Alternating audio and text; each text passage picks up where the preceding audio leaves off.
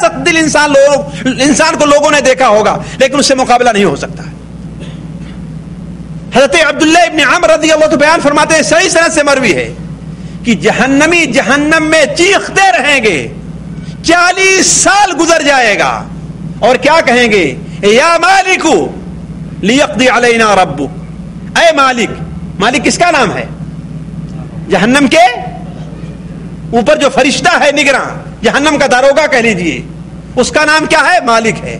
یا مالک لیقضی علینا ربک، ترا اللہ تعالیٰ سے کہہ دو کہ میرے اوپر موت آ جائے، ہم لوگوں کے اوپر.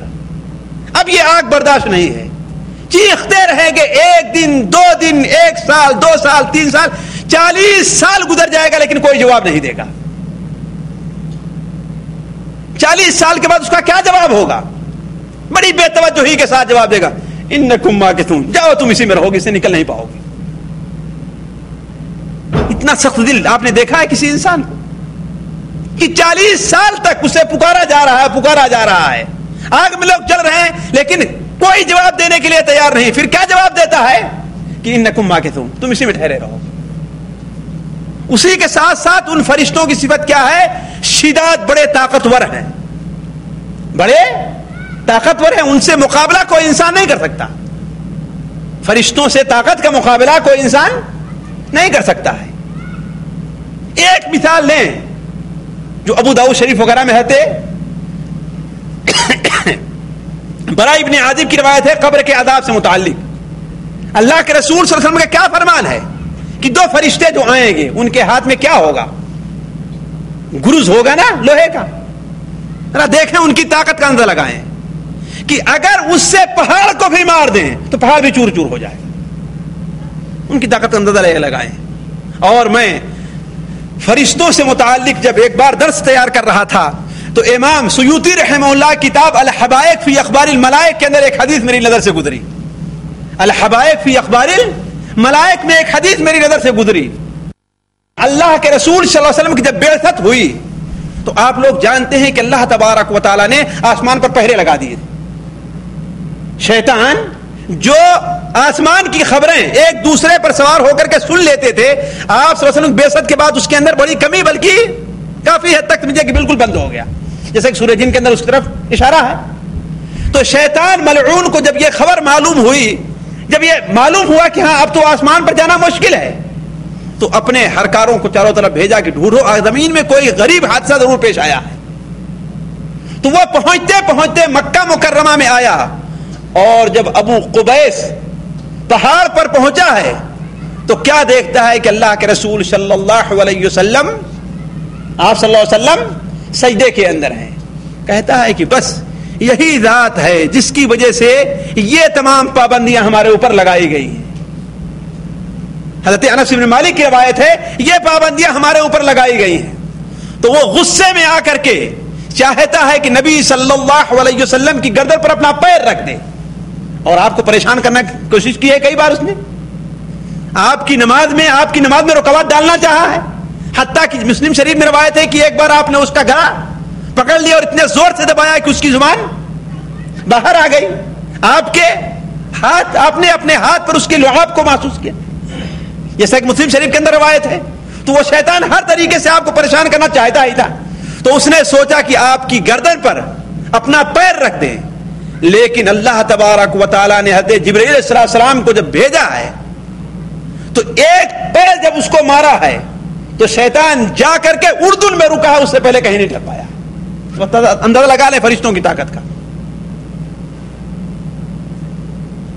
اور فرشتوں میں سے ایک فرشتے ایسے بھی ہیں، اللہ تعالیٰ بیان فرماتا، اللہ کے رسول صلی اللہ علیہ وسلم کی بات حدیثوں میں ہے کہ وہ 19 فرشتے جو جہنم کے نگراں ہیں، علیہا 19، آپ نے فرمایا کہ اگر ان میں سے ایک فرشتے کو یہ کہا جائے کہ 7 آسمان اور زمین کو ایک لقمہ بنا لے تو وہ بنا سکتا ہے. واللہ وما قدر اللہ حق قدر، ہم لوگوں نے اللہ تعالیٰ کی قدر کو نہیں پہچانا ہے. اللہ کی قدر کو نہیں پہچانا. اللہ تعالیٰ کے عرش کو جو فرشتے اٹھائے ہوئے ہیں، ایک فرشتہ جیسا کہ ابو داؤد شریف کے اندر روایت ہے، اس کی شکل کس کی ہے؟ مرغ کی ہے. اس کی شکل مرغ کی ہے اور اس کی گردن عرش کے نیچے ہے، لیکن اس کا پاؤں ساتوں زمین سے نیچے پہنچا ہوا ہے. کتنا بڑا ہے وہ فرشتہ، اندازہ لگا سکتے ہیں؟ لیکن ذرا سوچیں، جو ذات اتنی بڑی مخلوق پیدا کر سکتی ہے وہ ذات کتنی بڑی ہوگی. وما قدر اللہ حق قدر، اللہ کی قدر کو ہم لوگوں نے نہیں پہچانا، اللہ کی قدر کو ہم لوگوں نے نہیں پہچانا ہے. تو عرض کر رہا تھا کہ علیہا ملائکۃ غلاظ شداد، اس آگ کے اوپر فرشتے ہیں جو بڑے ہی سخت دل ہیں، ان کے اندر کوئی رحم نہیں ہے، ان کے اندر کوئی رحم کی بات نہیں، اللہ نے رحم رکھا ہی نہیں ان کے اوپر. اور شداد بڑے طاقتور ہیں، شداد بڑے طاقتور ہیں. لا یعصون اللہ ما امرہم، اللہ جس چیز کا حکم دے دیتا ہے اس کی مخالفت نہیں کرتے، اور جو حکم دیتا ہے اللہ فوراً کر گزرتے ہیں. اس کی مثال لیجئے. آج کل میں پڑھ رہا تھا اور بار بار یہ حدیث مجھے گزری ہے، اللہ کے رسول صلی اللہ علیہ وسلم نے ارشاد فرمایا کہ سور جو پھونکے گا وہ کون سا فرشتہ پھونکے گا؟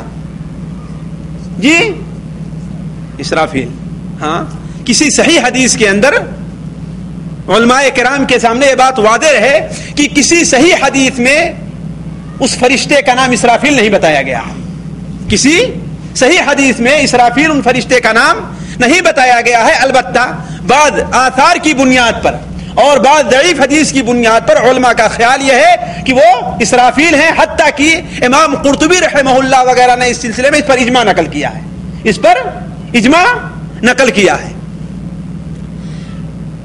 تو اللہ تبارک و تعالی نے جس دن سے سور کو، دیکھیں فرشتے اللہ کے حکم کو کیسے بجا لاتے ہیں، دیر نہیں کرتے. جس دن سے اللہ نے سور پھونکنے کی ذمہ داری ان کے پاس ذمہ رکھی ہے، کس کے؟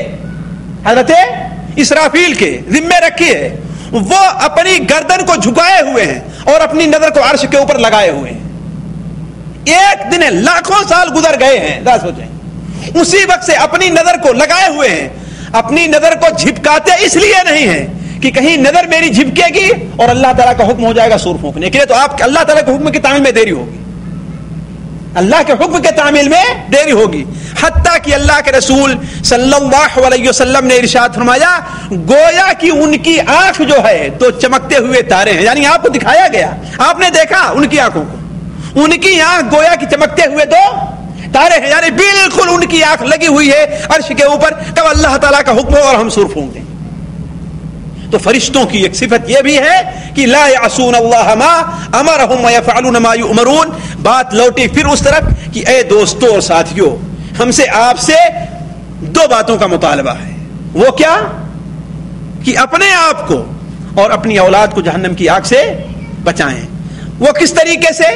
اللہ تعالیٰ کے فرائض پر عمل کریں، بچوں کو وہ فرائض سکھائیں، واجبات کے اوپر عمل کریں، بچوں کو واجبات بتائیں، محرمات اور ناجائز چیزوں سے روکیں اور بچوں کو وہ چیز بتائیں. اور اگر بچوں کے بارے میں کوتاہی کی گئی، ہم اپنے طور پر چاہے جتنے بڑے مولوی بن جائیں، عالم بن جائیں، بزرگ بن جائیں، پیر بن جائیں، جتنے بڑے بن جائیں، اگر ہم نے اس کے ساتھ خیانت کی ہے تو اللہ کے رسول صلی اللہ علیہ وسلم کا فرمان ہے کہ ہمارے اوپر جنت کیا ہے؟ حرام ہے. اللہ تعالیٰ سے دعا ہے کہ اللہ تعالیٰ ہمیں اور آپ کو ان باتوں پر عمل کرنے کی توفیق عطا فرمائے. اللہ تعالیٰ نے ہمارے اور آپ کے اوپر جو ذمہ داری رکھی ہے اپنی حفاظت کی، جہنم سے اپنے آپ کو بچانے کی، اپنی تعلیم کی، اپنے آپ کو سکھانے کی، وہی ذمہ داری ہمارے اور آپ پر اولاد کی بھی رکھی ہے کہ ہم انہیں بھی سکھائیں، انہیں تعلیم دیں اور انہیں بھی جہنم کی آگ سے بچائیں. ربنا تقبل منا انك انت السميع العليم وتب علينا انك انت التواب الرحيم وصلى الله على نبينا محمد وبارك وسلم.